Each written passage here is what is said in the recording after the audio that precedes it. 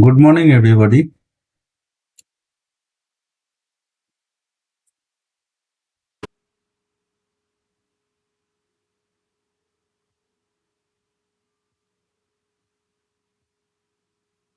তো চার্টে চলে আসি। এটা হচ্ছে ব্যাংক নিফটির চার্ট।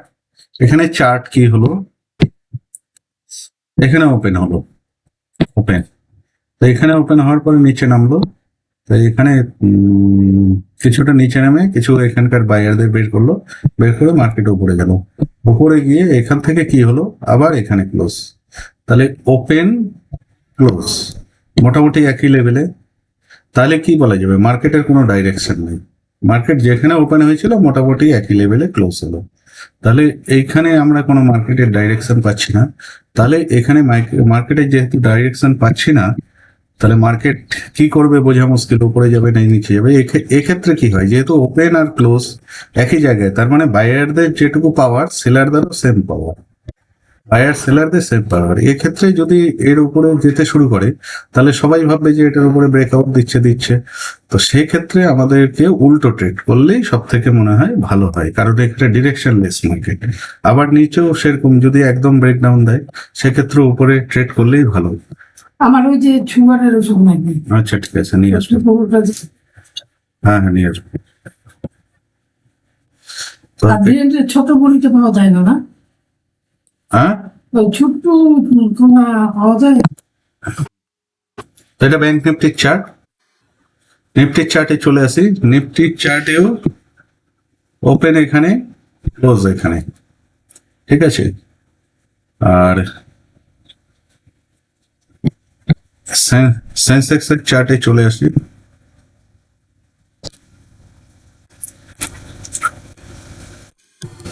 হ্যাঁ, সেন্সেক্স এর চার্টেও ওপেন, ওপেন এখানে, ক্লোজ, ক্লোজ এখানে।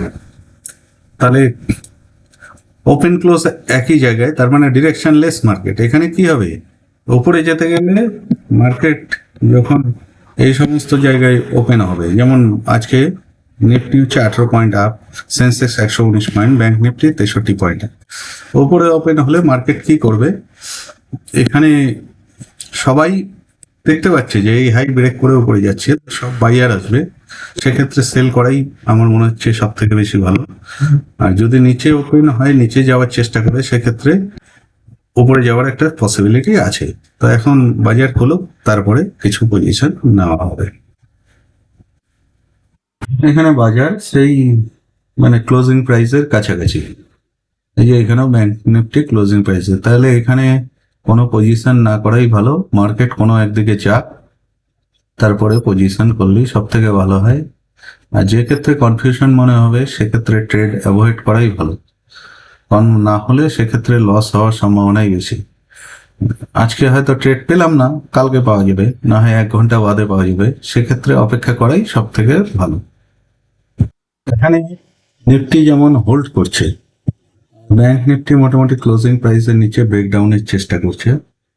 তো এখানে একটা আমার মনে হচ্ছে বাই পজিশন করে নিলে ভালো হয়।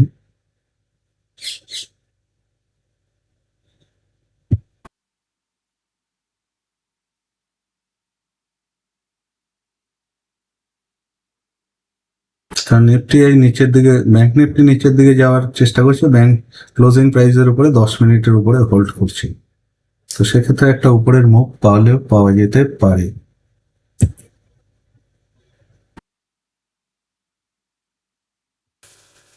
তো এখানে মনে হচ্ছে আমার একটা বাই পজিশন করলে ভালো হয়।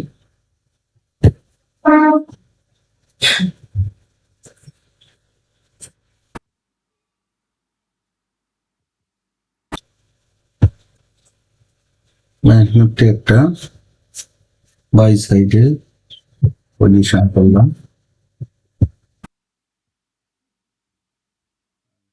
এটাও একটা বাই সাইডে পজিশন করলাম। এখন দেখা যাক কি হয়। বাই সাইডে পজিশন করলাম, দেখা যাক কি হয়। পজিশন বানাতেই কিছুটা লসে, তো দেখা যাক কি হয়।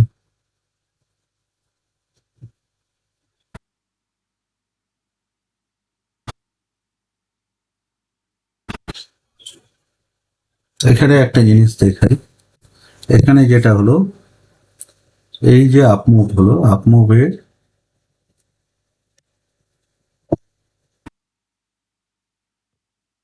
ফেব্রুয়ারির যে রিট্রেসমেন্ট দেখালে এইখানে হচ্ছে 0.618 লেভেল ব্রেক করেছে। তার মানে এই জায়গায় এই সমস্ত বাইয়ার বেরিয়ে গেছে, এখানে আছে শুধু সেলার। সেই লজিকে এখানে বাই করলে একটা আপমুভ পাওয়া যেতে পারে।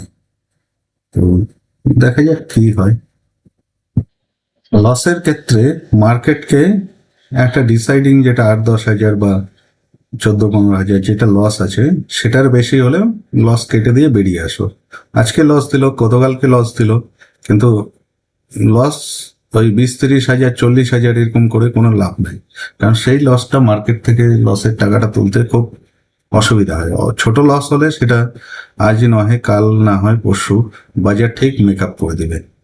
তা আমরা লসের মধ্যেই আছি, তো দেখা যাক কি হয়। আমরা এখানে লস বুক করে নিয়েছি, কারণ চার্ট এই রিট্রেস করে ক্লোজিং প্রাইসকেই ক্রস করতে পারলো না, তারপরে আবার নিচের দিকে আসলো। কারণ এই লসটা আমাদের স্টপ লসের কাছাকাছি না, কিন্তু কালকে যেহেতু একটা লস হয়ে গেছে, ওই জন্য আজকে এইটা লসটা যাতে বড় না হয়, ওই জন্য এখানেই কেটে দিলাম। আগামীকাল দেখা যাবে, কারণ মার্কেট যেরকম দিচ্ছে এতে মার্কেট নিচের দিকেই যাওয়ার কথা। তো দেখা যাক কি আগামী দিন কি হয়।